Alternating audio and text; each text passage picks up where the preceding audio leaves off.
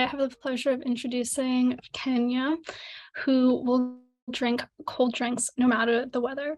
She does not like drinking the hot coffee. And good luck, Kenya. Thank you for that introduction, Abby. As mentioned, I am Kenia Zepeda, and this summer I had the privilege of working with Dr. June Tester as we analyzed the correlation between glycemic markers and diet data in the adolescent patients at Benioff Children's Hospital. So you might be looking at the screen and thinking, what are all these circles? What are all these images? How do they relate?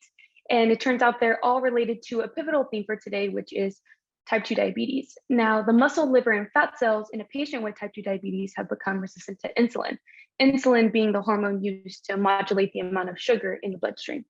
Because of this, they have lots of health complications. But the good news is that diabetes can be managed with lifestyle modifications such as diet and exercise and medications.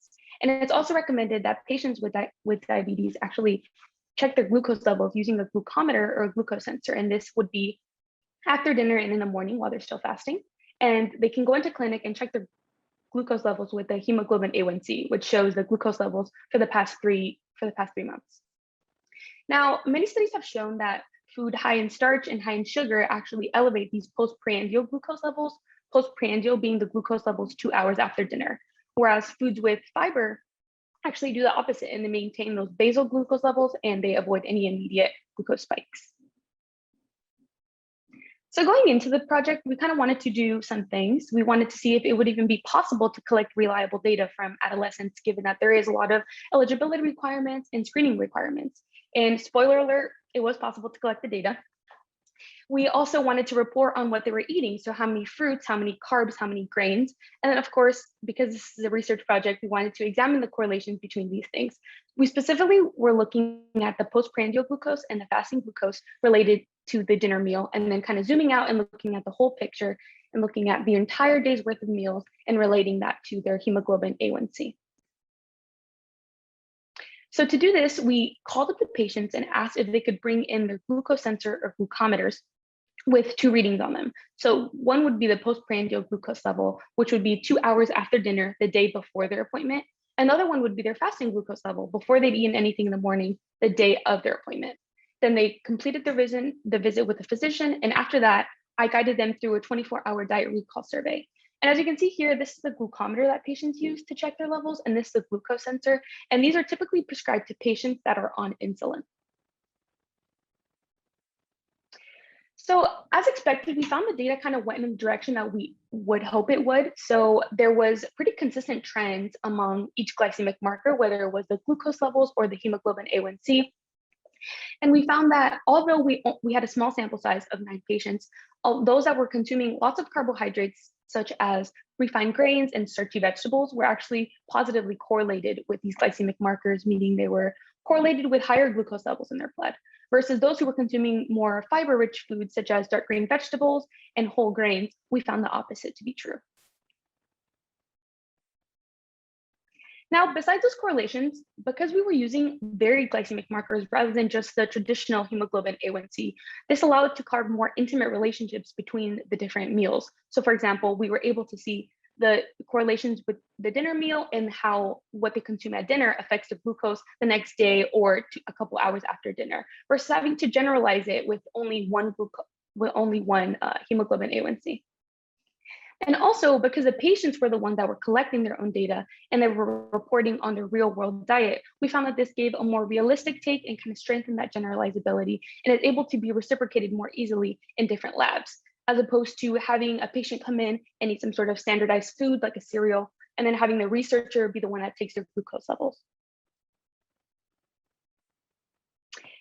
Now, historically, a lot of studies have only used the hemoglobin A1C to kind of gauge those glucose levels in the patients. However, data from this study will be able to inform other planned diet interventions that look at specific food groups such as whole grains and in the relation to these varied glycemic markers. And again, use that patient-gathered aspect of it because that is most proximal to the mealtime consumption. Another route we could go would be to compare the data between patients that use glucose sensors to those that use glucometers. So with the glucometer, you poke your finger every time you want a glucose reading, patients can forget. But with the glucose sensor, you kind of just slap it on your arm for 14 days. And with the swipe of a phone, you get an instantaneous reading. lastly, I'd like to take some time to thank everyone who supported my research this summer. Thank you. Congratulations. Nicely put. All right, CM's got your first question. Awesome. Yes. Yeah, first of all, thank you so much for starting us off really well. I just wanted to ask kind of a generic question, but what has been like the most like mind-blowing thing that you've learned so far from your research? Yeah, so going in, I never really expected to be as passionate about food as I am now. I realized that it's like super important to guiding kind of like your entire health basically. And what I really love about food specifically is that it's kind of preventative medicine. So you kind of, advise the patients to take care of themselves before actually needing to need any medicine. And I think that's the most rewarding part for me.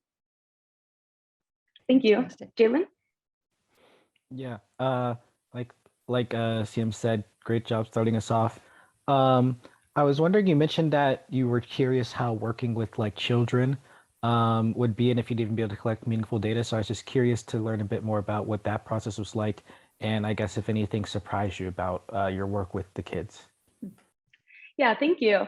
So because when working with kids, you not only have to get consent from the parents, but also assent from the kids. So when we were calling the patients, we'd call the parents first, and then we'd call the kids to make sure that they were okay with doing the study. So that kind of added an additional layer. But in terms of the kids, it was really interesting to kind of interview them and see, like when we would ask them, okay, what food have you eaten with the patient, when the parent in the room, they'd tell us, but then the parent would be like, oh, no, that's not true. Like you ate more than that, or like you ate a different type. So it was really interesting to kind of see like that dynamic. And but overall, I think working with kids is really awesome. And it gave me a lot of gratefulness to be able to do that. Amber, did you Thank still have a you. question, or was that the same question that you had? It's not. Same question. Yes. Same question. Awesome. I'll ask one last one then real quick. Do you feel like there's a way that you could use this to personalize medicine if for an individual, like say showing them their glucometer readings and then how it related to their 24-hour recall, or is that too far out of the realm of possibility? Yeah, because again, they're the ones collecting their own data, so they know their glucose levels. And then if we were to able to show them, we actually showed some patients after like their diet profile. And I think when they saw like the numbers and like the kind of like in relation to how much they were eating, they really got like perspective like, wow, I'm really not getting all the vegetables that I should be getting or all the things that I should be getting. I think that really put it into perspective and kind of showed them like, yeah, it's not just the doctor telling you that you should be eating healthier, but you also get to see like a layout of what a typical day looks like for you.